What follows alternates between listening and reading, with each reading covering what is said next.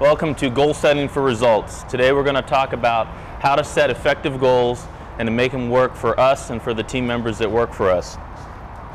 Our objectives are to create meaningful goals that we can accomplish and create sub-goals that give us rewards and successes as we work towards our ultimate goals, which is what we call our vision. There's a couple different ways that people typically set goals. One way is by setting goals on tasks. And what they do is they'll take a sheet of paper and they'll sit down and with good intentions, they'll start filling out, what do I need to get done today?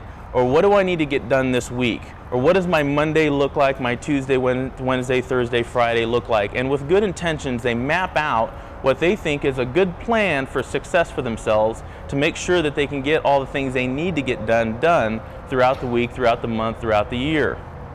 The challenge that comes is by writing tasks, every time a task comes up to be done, it has to be challenged by whatever's going on currently in that person's world or life.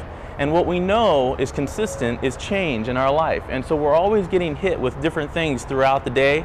And what happens is things become more important to us than the task that we had originally written out. Our perception, our belief is that whatever's going on in our world right now, an upset customer, an employee that needs our help immediately, whatever's going on in our workplace, we identify, and it may very well be, but we think that it's more important than the task that we originally set out for ourselves. A well-designed plan that we think will get us to where we want to be often gets convoluted with daily activities that happen to us, and at the end of the day, we end up looking at our task list and say, geez, I didn't get a whole lot done today.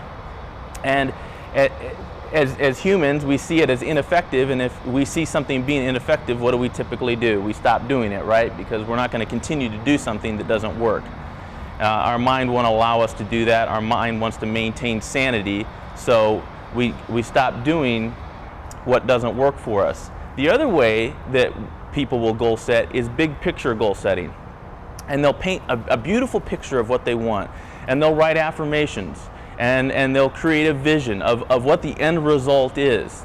But they forget an important component, and that is the roadmap on how to get to that vision, how to get to that big picture. So they have these big plans, and it gives them the feelings and the desired drive to go out and do the job, but when they go out and do the job, they don't know what to do. And they don't know what to do first, and they don't know what's more important.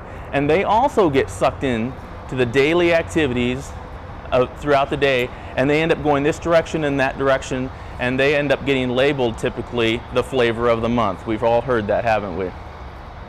So in your workbooks there, you can see that there's the two different goal setting styles, and then the third choice obviously is I don't currently set goals. I'd like you to check what type of goal setting methods you use right now. Are you a task goal setter? Are you a big picture goal setter with very few tasks assigned to it? Or are you currently not goal setting right now for yourself or in your department?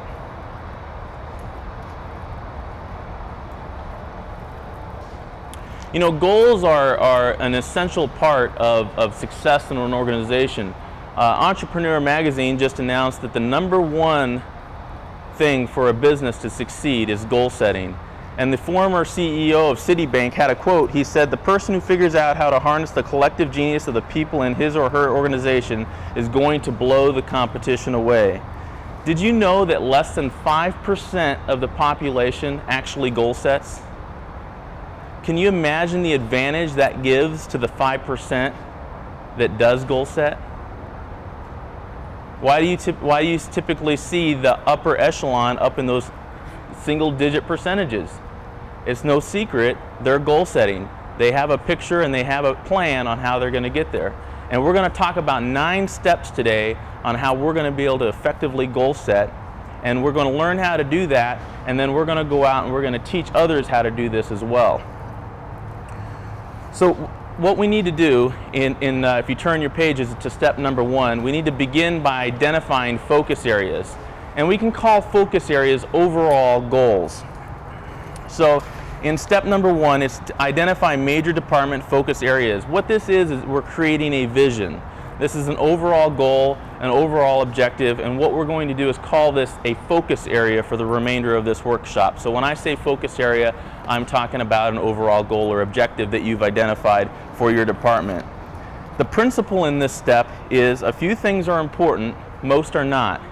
And what we're talking about there is exactly what I referred to earlier, that we get diverted throughout the day to little tiny things that take our attention here, 15 minutes here and 30 minutes there and 40 minutes there, and by the end of the day we just realize we didn't really get what we set to get done that day done. So remember the principle in step number one. Our key question in step number one is, what are my overall goals for the key functions in my area of responsibility at Beaudry RV that impact the success of my department? So we're talking about overall goals, and we're going to call these focus areas. I gave you an example at the bottom of that page, and that's my balance wheel with overall goals that I have set for myself. And you can see I put raving fans, which is 100% CSI, 0 casualty loss, 0 injuries. I want to be the employer of choice. Every department is fully staffed. Quality training for our new hires and ongoing for our current staff.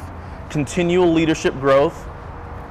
I want to be America's choice dealer. So everybody that talks about the RV industry talks about Beaudry RV, talks about getting their unit serviced here, talks about making purchases here, just talks about coming here because we're the dealer of choice.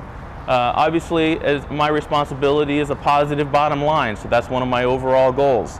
A positive work environment. Not only do we want raving fans, but we want raving employees. We want people talking about us, talking about the work environment, and talking about the great opportunity that it is to work at this organization. So if you turn your page, you can see that I've given you a blank balance wheel. What I'd like to do is take a few minutes and have you think about what your overall objectives are in your department that you have an impact on for this organization, and fill out that balance wheel with those overall goals. Okay?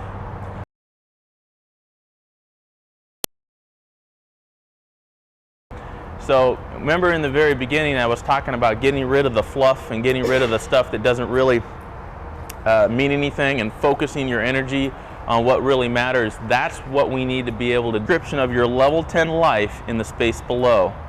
Number 2 is what rewards would level.